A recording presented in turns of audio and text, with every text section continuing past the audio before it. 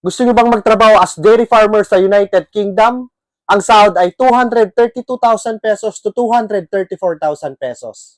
Ayan, Masters, yung post ko. Yan, nakalagay lahat ng details dyan. Dairy farmer, location, Northern Ireland, United Kingdom. Salary, 232,000 pesos to 234,000 pesos. And at sabi ko dito, check photos for details.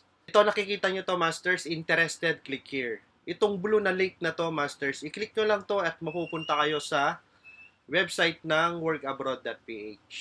At sabi ko dito, disclaimer, hindi ako bahagi ng kumpanya kaya tumawag o mag-message sa kumpanya kung meron kang anumang mga katanungan. So, ang dami pa rin nagtatanong sa akin, paano mag-apply, interested, how to apply. So, Masters, itong video na to actually parang tutorial to. Ayan, Masters. So, pag nag-post ako ng ganito si Master Bay, sinabi ko naman dito, check photos for details. Siyempre, i-click nyo yung mga photo na pinost natin para makita nyo lahat ng information.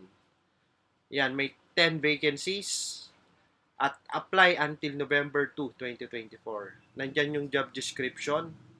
Yan, monitor dairy cows for signs of potential disease to ensure that all livestock remain in optimum health and produce high quality milk. And syempre, i-press nyo ulit yung next. Mas detalyado yung nandito. Yan, screenshot nyo na lang, Masters, kung ano yung mga trabaho nyo. And nandyan din yung qualifications. Ang dami nagtatanong sa akin kung anong qualifications. Nandyan, yung mga pinopost ko, Masters, nandyan lahat ng details. Yan, a minimum of 3 years of working experience is required. Candidates must be at least high school graduate. New Zealand, North and South Island. Dairy farming work experience is a plus. Must be a holder of non-professional's driver license. Must have UKV IELTS with a score of 4.0 per category. TESDA NC2 certificate is a must. Is a must. So, kailangan daw talaga to, mas. Click nyo ulit yung next. Yan, mas malaki yung details dito. Fast deployment for applicants with ready UKV IELTS. Yan. At ito ang the best dito, walang placement fee. At basahin nyo rin yung nandito, 4-man power pooling only. Siyempre, mag-ingat kayo sa mga illegal recruiters. No fees in any form and or purpose will be collected from the applicants.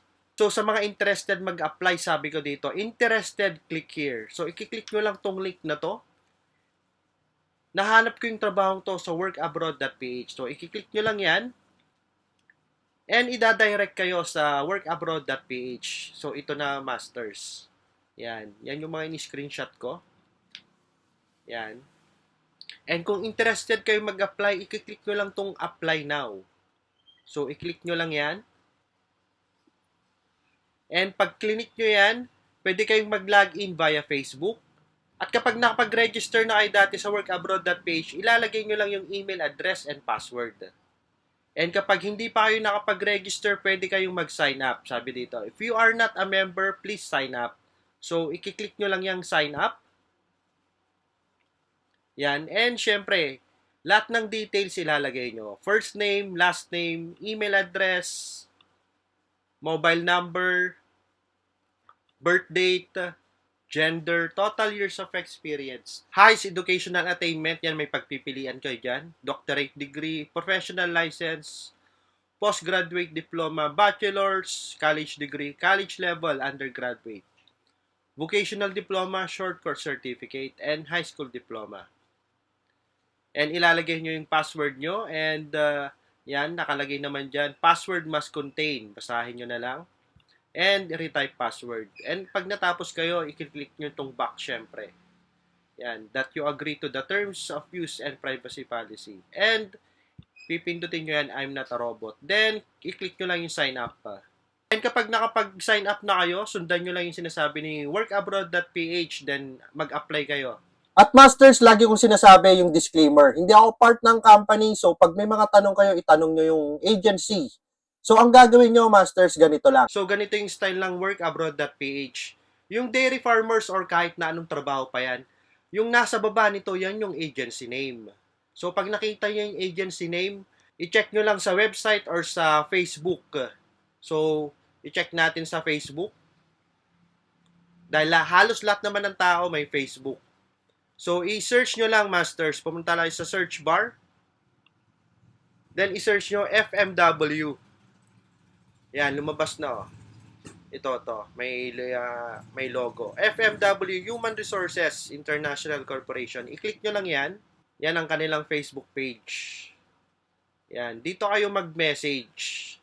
Para mahanap kung anong number nila or email address or kung anong address nila, pumunta kayo sa About. Yan. Kaso, hindi complete address yun nandito. Click natin to. Hindi siya maklik. Yan. Basta nasa Manila, Philippines sila. And ito yung email address nila. Yan. FMW Human Resources. Take 2. Ito yung email address nila. fmwhumanresources.com. Balik tayo sa post. Siyempre, do your due diligence, Masters. Yan, wala rin, no? So, ang gagawin natin, pupunta naman tayo sa Google. I-Google natin yung FMW. Pero karaniwan kasi pag about, no, nandun lahat ng information nila. So, yan, FMW Human Resources. And ito yung logo nila kanina. So, i-click nyo lang yan. Yan, ito yung kanilang website. So, dito makikita nyo yung contact. Yan, i-click nyo lang yan, Masters. Yan, nandyan yung complete address nila. Yan, location. Yan, ito yung phone number nila. So, pagka malayo kayo or ayaw nyong pumunta, pwede nyong tawagan tong number nila. And pwede rin kayong mag-email. Ganun lang kadali mag-apply. Okay, Master, sana malino yung pagkaka-explain ko sa inyo. At sana mag-apply kayo para makita natin kung matatanggap ba kayo or hindi. Ang number 1 dyan, i-check nyo yung qualifications kung pasok kayo or hindi. Ang importante dyan, pasok kayo sa qualifications. Kung hindi kayo pasok sa qualifications, syempre, pagtatrabahuan nyo yan. Kunwari, 2 years experience, nakaka 1 year pa lang kayo. Kung talagang gusto nyo yung trabaho yon, mabilis lang yun 1 year. And kung mas matagal, mas maganda. At kung ano pa yung hinihingi doon, gaya ng driver's license, kumuha kayo ng driver's license. Mag-aral kayo. Okay, Master, sa lahat ng mag-apply, good luck sa inyong lahat. And sabi nga ni Master Bay, dream big, sky's the limit.